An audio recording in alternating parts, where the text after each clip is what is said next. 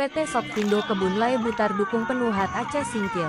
Aceh Singkil, dalam rangka momen peringati hari ulang tahun HAT Kabupaten Aceh Singkil ke-26. PT Sokvindo Kebun Lae Butar mengikuti apel upacara peringatan Hari Jadi Kabupaten Aceh Singkil yang ke-26 tahun di lapangan Gat Kasim Tagok Desa Ketapang Indah, Kecamatan Singkil Utara Kabupaten Aceh Singkil. Minggu, tanggal 27 April tahun 2025.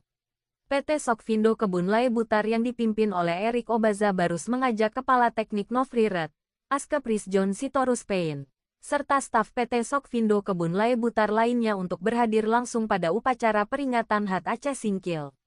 Dengan tema, Bangkit Bersama Pemerintah Baru yang Berbudaya dan Religius. Terbukti pengurus PT Sokvindo ikut tari dampeng di lapangan bersama rombongan Forkopimda Aceh Singkil.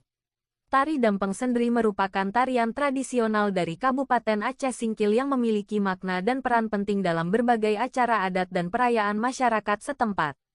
Bupati Aceh Singkil H. Safriadi Manik mengatakan, terima kasih kepada para undangan yang telah meluangkan waktunya dan telah mengikuti apel HAT Aceh Singkil.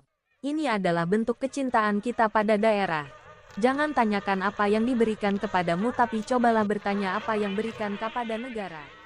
Nazar.